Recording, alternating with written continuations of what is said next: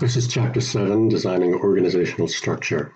Organizing is when you put things together in a structure that makes sense for efficiency.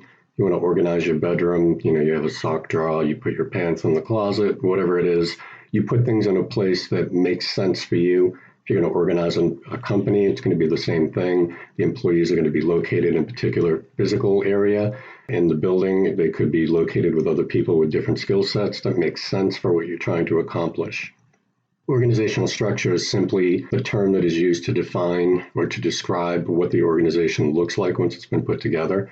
The structure itself is often represented by an organizational chart that shows all of the reporting structure, the relationships and authority between different divisions. So we've seen them in earlier chapters. You get the CEO at the top, you have a row of vice presidents, and then however the organization is designed, you put each subordinate group into other boxes. It's basically just a way to illustrate the way the company is set up so everybody has an understanding about how they are connected. Organizational design is what usually the top and middle managers do when they are setting up the company. Typically, organizational design happens at the outset when a company is being created. However, organizational design can happen during the course of a company's lifespan if it's determined that the present organizational design doesn't really create any of the efficiencies that we're looking for. So you can actually go through an organizational redesign. Once you come up with a design, it doesn't mean that it's going to be set in stone.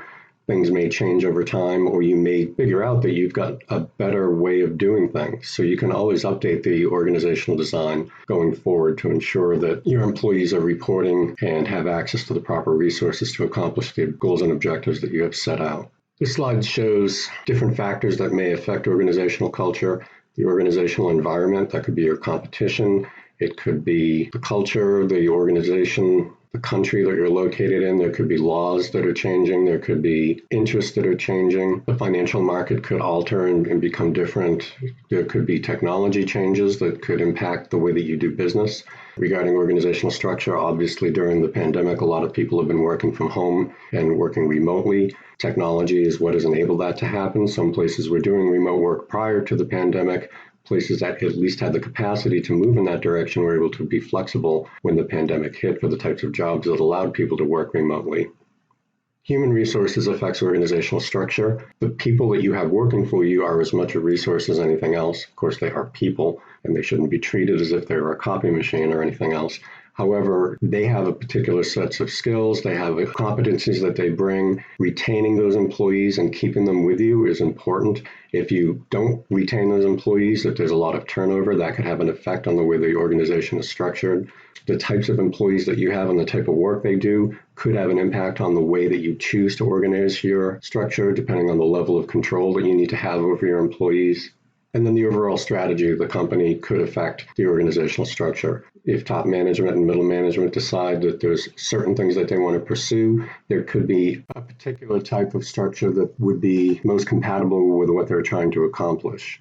As you implement the organizational design of your company, things to consider are job design. Whenever you figure out what the structure is going to look like, you're basically putting roles into the organizational chart. And those roles are basically jobs. What types of jobs are going to be done? What types of tasks need to be divided? How much can any one person do in a particular role? If you've got a bunch of accountants, are they going to be all doing the same thing? Are some accountants only going to be doing internal audits, or others going to be doing just tax work? You need to figure out how that's going to play out and where they're going to be situated. Job simplification is related to job design, and the idea is that you would not want to overload someone to any great degree. You need to make sure that people are able to understand what is expected of them, what their job description is, and they have to have the capacity to be able to perform all of the tasks that they are requested to do. If you keep jobs simple, it becomes easier to train people, it becomes easier to do it, and it becomes easier to master the skills that are required to perform those jobs. That's the plus side. The downside is if you have too much simplification, your employees may tend to become bored on the job.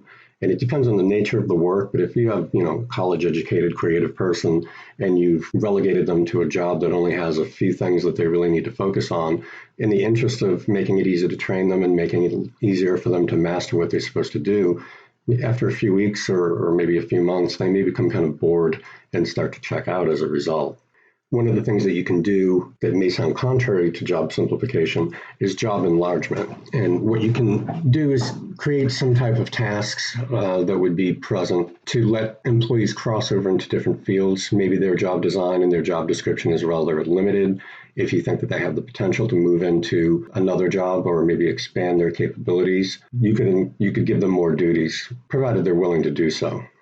Oftentimes, job enlargement is used as part of an organizational development where we have employees that we think have shown signs that they would be a good person to invest in the future, people that you want to retain, people that you maybe want to promote to management at some point or to a higher level of management.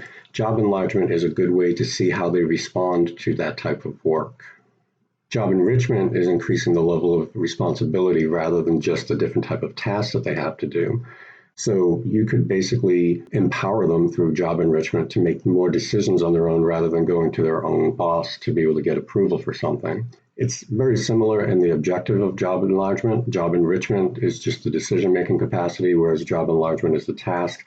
You would do that to create more interesting jobs and to be able to test out your employees to see if they're worthy of being promoted. Again, it's kind of a trade-off. We're talking about job simplification. You want to break things down. If you work for a car manufacturing plant, no one person is going to be able to put a car together. There's too many different things to do. There's probably 3,000 or 4,000 steps. The reason that they do the assembly line is because if you only have to put on the wheels and you have to tighten the wheels, you can become very, very good at that. But again, you can become very bored with that type of job after a while as well. So job enlargement, maybe we could get you to put the doors on, maybe we could get the radiator installed. You'd be able to try a few new things, and maybe job enrichment, you actually have a little bit more responsibility. Maybe you can oversee someone else or make a little bit more of the decisions on your own. Job characteristics model is another thing that you can do to try to make jobs more interesting. So a manager should keep in mind what type of jobs are out there, what type of jobs your subordinates are performing, and the things that you need to be keeping an eye on to make sure that your employees don't become bored. If they become bored, they may not be particularly satisfied with the job. They may not be motivated to perform at a high level. If they are very dissatisfied with the job, they may actually pick up and leave. And if they're a good employee, that is an expense because you're losing a valuable part of your resources. Things to keep an eye on are skill variety. Again, once you do your job design and you simplify the job to the extent that you need to, don't make it so simple that people will become bored with it. So hopefully the jobs that you're able to create, even though they're simple enough so that you can have a relatively easy time training people, it's not so simple that it becomes boring. And if it does become boring, you can do things like job enlargement and job enrichment. Task identity is ensuring that the worker understands the entire process of what they need to do. What is your job from the beginning? What is your job at the end? And the task significance is kind of figuring out what your job means to the entire organization. If I'm, again, in an auto manufacturing plant and I'm doing one particular job, I may not be able to see the entire package. If I'm only putting, a pin in an axle or something, it's important to let them know that that is a critical task that needs to happen for the entire thing to work out. When you feel that your job is important and you recognize and you are instructed why that job is important, it becomes more meaningful to the person, and then they're more likely to perform it at a higher level. Autonomy is another way of giving empowerment to employees, let them have some level of freedom. Oftentimes what managers do is they let their employees prove that they can do it. Maybe they have a probationary period, 3 months, 6 months, whatever it is, and then they're able to do some of the tasks that they regularly have assigned to them. They're able to manage that for themselves. Feedback is also important. It's being able to talk to your boss, be able to give some tips and guidelines, whether or not they're doing a good job, what they could improve upon, what they are doing good, and whether or not, that should be emulated going forward. So as long as people have some type of variety, they understand what their job is, they know why it's significant, they have some level of autonomy instead of having a micromanager telling them what to do, and then they get feedback on a relatively regular basis. It could be immediate feedback daily, or it could be weekly. You could have different structures in order to provide feedback so that people know that they're on the right track. Typically, when people don't get feedback, there's a communication vacuum. And oftentimes, as the old saying, nature abhors a vacuum, people don't like to not have information because they begin to assume the worst. So if you don't understand or you aren't hearing anything about your job, some people just become kind of nervous and assume that their boss thinks they're not doing a good job. So it's always a good idea to correct problems by letting people know that there's an issue. It's also good to tell people that they're doing a good job so that they know they're on the right track.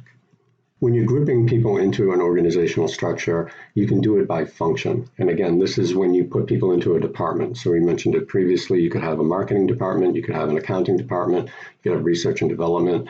You would basically put people who have particular skill sets into the same department so that they can work on the same thing.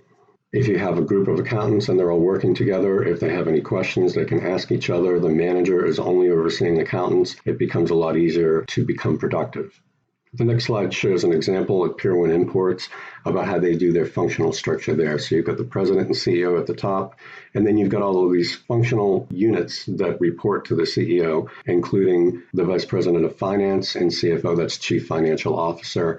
You've got a vice president of merchandising, you've got planning and allocations, human resources, marketing, you got the general counsel and compliance, and then you have global supply chain. So that basically means that the employees that have the skill sets that would fit into each of these boxes get assigned to those executive vice presidents, and that's how the organizational chart is done. It's by the nature of the job that you do and the function that you perform for the company. The advantage of grouping people into jobs according to their function is, again, you've got people who are similar, doing similar things. If they have any questions, people with experience that have gone through it before, they're right there. They have access to them. They have points of contact. It's also very easy for managers to monitor and take a look at controlling what their workers are doing because they're all doing the same kind of work. And if you are in a non-remote location, they're usually in the same physical area too. So it's easy to communicate and walk around and view what people are doing. The disadvantage is that it becomes what is known as siloed. I worked for the Department of Defense and they loved calling organizational problems silos. If you think about a silo like a grain silo, it's just a big tall tube where you store one type of grain. You put oats in one silo, you put wheat in another silo, and they're kept separate. And if you've got silos in your organization where you've got marketing in one department and you've got accounting in another department and they never talk to each other, that's not a very good thing. They also refer to it as being stovepiped, where you've just got these pipes going up into the roof and they don't connect with anything else.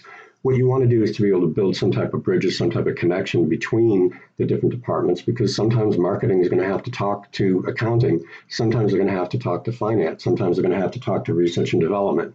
If you're making a brand new product, you need to have money from finance to pay research and development. Research and development needs to be able to talk to operations to find out if it's something that they can build. Operations needs to talk to marketing to find out if it's something that they can sell. All of these different groups, when you have them separated, the disadvantage can be that they become kind of islands unto themselves and they don't really pay any attention and you don't communicate as appropriately as you should. The other thing is when you put people into groups, they tend to become kind of tribal. So the accountant people would be maybe trying to hoard their own resources, and they think, oh, if you've ever worked at a place with different departments, you can hear them complaining, oh, those people in marketing did this as usual. When you have people that are isolated, they tend to not be very familiar with one another, and it becomes more difficult to operate as a unit. When you can do things to avoid this stovepipe silo environment where people can work in teams and talk together, you can still have these functional units, but you want to make sure that they're in contact with one another. Rather than going by functional units, you can do divisional structures, and this is when you create business units that do things like build a particular product or serve a particular customer. When you go with a product structure, each product line could be basically a self-contained division. So I mentioned previously in another lecture, if you have Samsung, they make things like washing machines, they make televisions, they make telephones. You could have a washing machine division, you could have a cell phone division, you could have a TV division. When you do that, you would have whatever staff is necessary to be able to create and produce that product.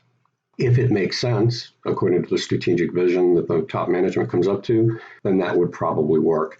And where you have a technology company that needs to produce new products and have updates of these products, it tends to make sense. You will see a lot of those types of companies dividing by product because those products are their bread and butter and they always have to have the next big thing coming. For communication purposes, it's easier to have a team that's focused on that product where you don't have to have R&D talking to accounting, et cetera, like we did in the previous example. The advantages to the project structure is it does allow the managers to specialize in one particular product area. So if you're in the cell phone division, you know all about cell phones. You don't have to worry about other things. And if that's something that's a key component of what your company's success is tied to, having people that are able to specialize is very important.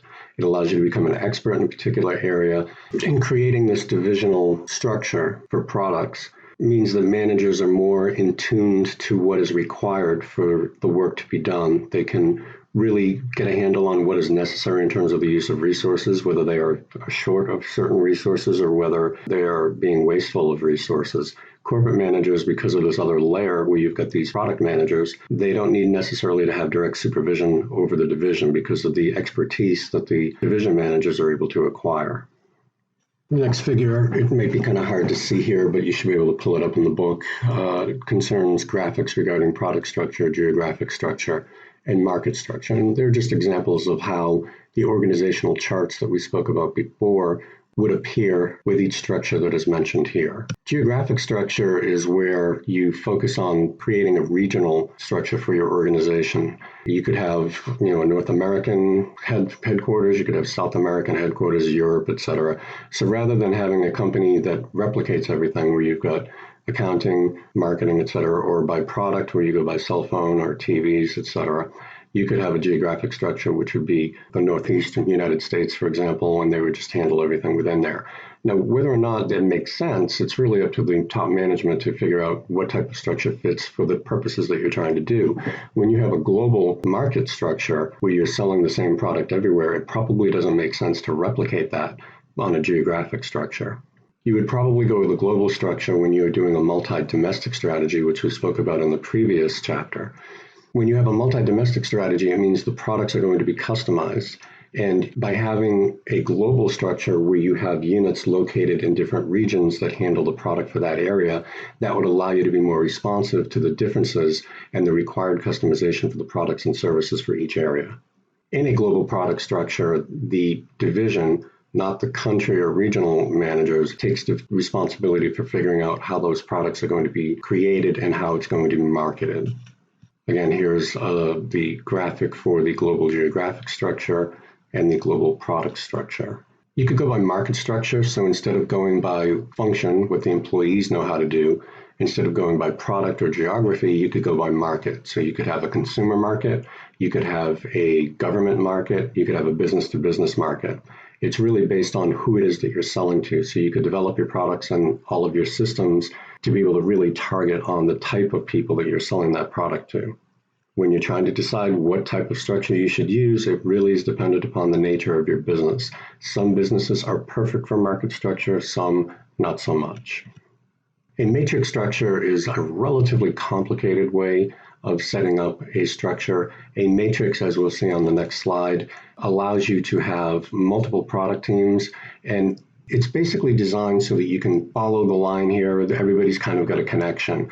So instead of having the silos that we were talking about before where nobody's connected and you maybe engineers maybe only talk to other engineers and sales and marketing people only talk to sales and marketing, if you look at product team A, product team B, everybody can go and talk to everybody else.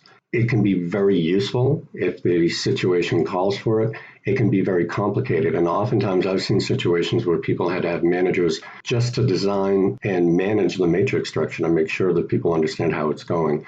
One of the things that you can run into some problems here is some clarity regarding authority and chain of authority, chain of command. Who do I report to? If I'm in engineering and I'm on product team A and somebody who's on product team C from business research and development, who am I reporting to? Do I report to my boss in engineering? Do I report to the project manager for that particular thing? You may end up having different people with different lines of authority. You could end up having a person with 3 different bosses, and they may all have different instructions for someone. So it can become very complicated. If it's designed well, if there's good communication processes in place, and you have systems in place to avoid those types of conflicts, this can be a good situation for you, depending on the type of products that you're making. A product team structure is on the second graphic at the bottom of the page, and we'll talk about it a little bit more in detail on the next slide. Product team structures basically means that employees are assigned to cross-functional teams. That's a group of managers and other employees that are brought together from different departments to perform organizational tasks. Again, in order to avoid these silos and these stovepipe things where people don't communicate, when you're working on a particular product, you may need people from different areas to be communicating together and working together on a team. So when you create a product team structure, it's a permanent assignment. We're not following any of these other structures that we were talking about. It is simply you're working on a product design for this particular team.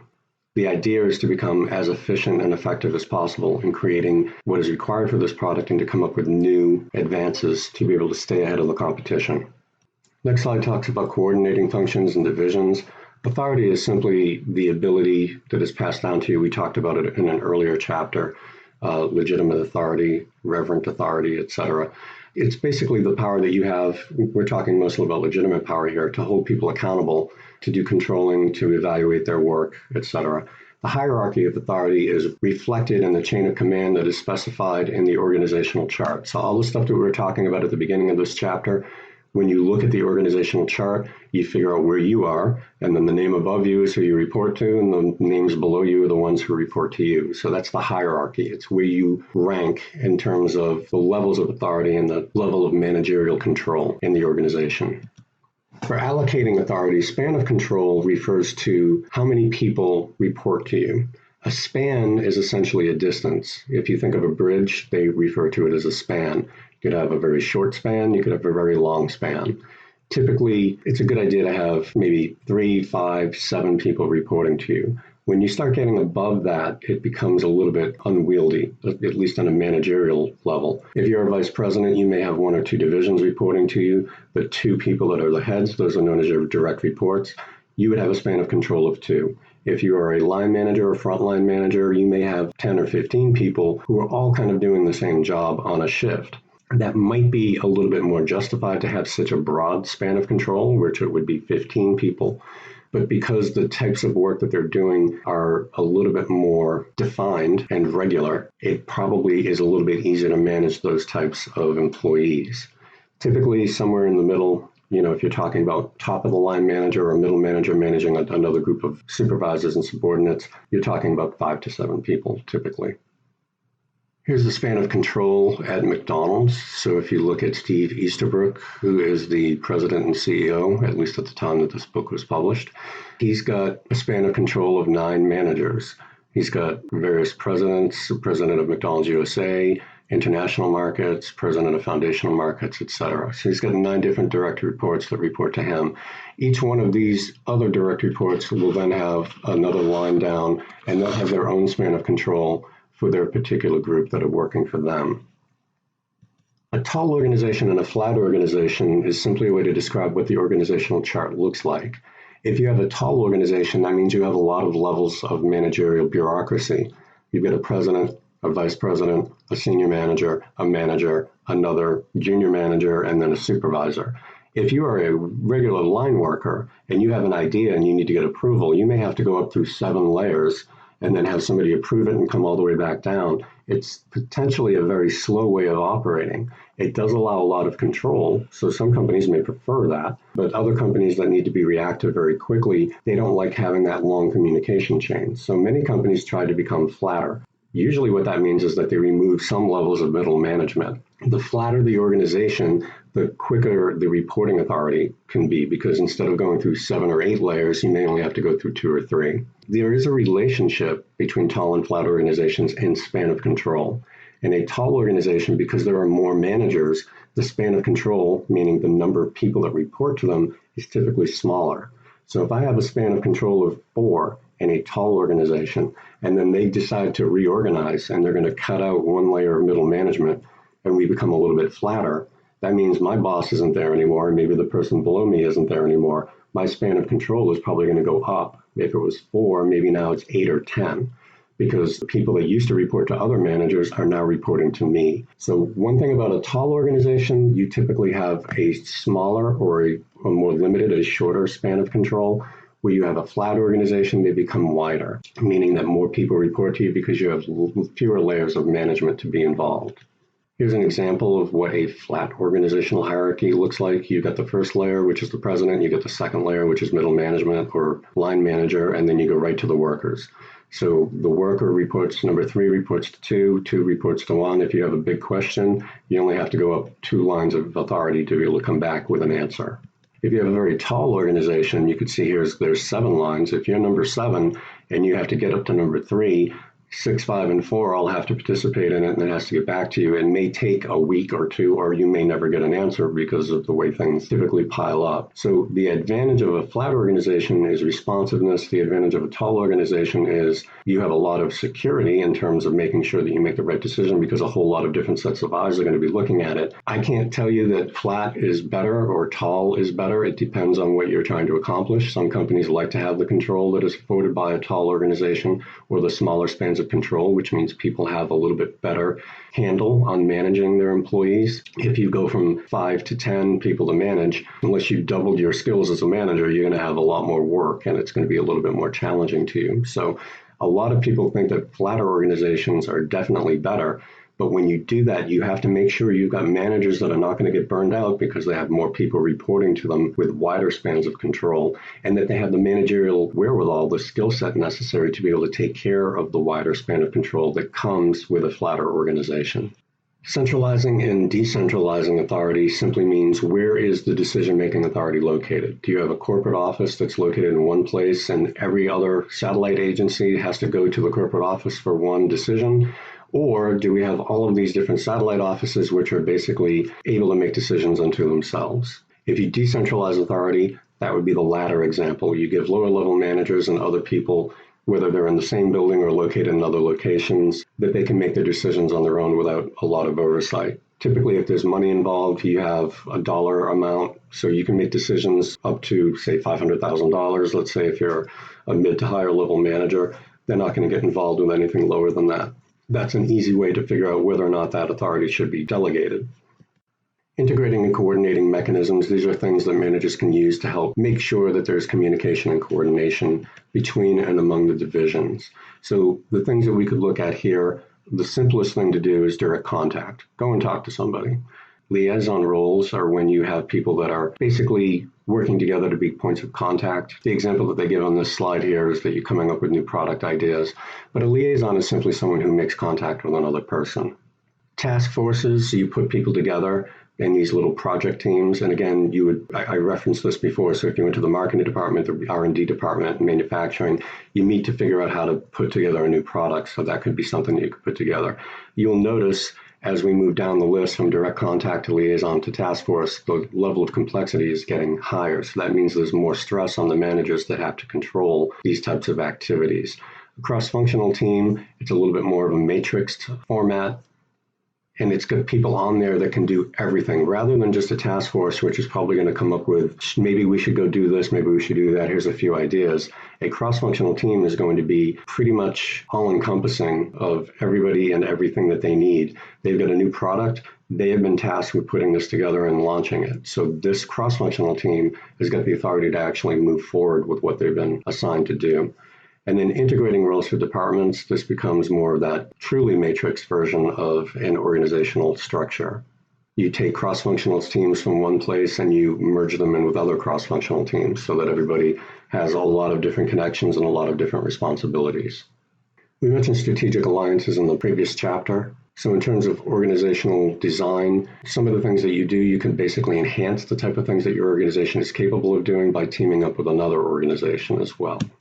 Strategic alliances also include B2B, which stands for business to business. So that means that you would have some type of a structure where you've integrated an alliance with an organization that could be your supplier, it could be a manufacturer for a product that you're making. You basically formalize these relationships to a higher degree than it would ordinarily be. Outsourcing is part of an organizational design because there are things that you may be able to do internally, but it could become something that would be less expensive or less burdensome to deal with if you had someone from the outside take care of it. I talked about having an accounting department. Maybe instead of having our own team of accountants, it would be cheaper to hire an accounting firm to do the types of things that we want. Maybe we can just send payroll someplace else. The contract amount to be able to pay a company that does nothing but accounting might be less than it would be to have the people on our own payroll doing it. It may be less expensive, and they may also be more effective and efficient at doing it because that's all they do. So outsourcing is when you take a part of what you would ordinarily be planning to do and you send it to another company. The last couple of slides, they talk about having a boundaryless organization. As I mentioned before, we have silos. We don't want them. If you have people working in one area, they should be able to communicate with people in other areas. You've got linkages through computers, email, internet, intranet, cloud-based software, etc. There's a whole lot of possibility where people can actually meet with people and talk to people and team up with people regardless of where they're located.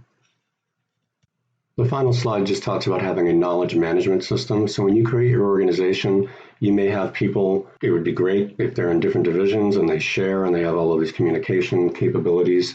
Knowledge management system is being able to basically take an inventory of what we know, the work product that our employees have done, and make sure that that knowledge can be shared by other people by having some type of access to a shared drive, a cloud, etc.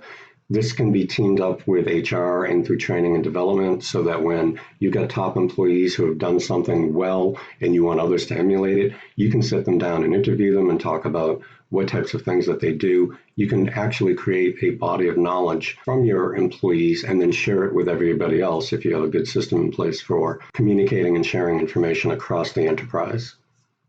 And that's the end of Chapter 7.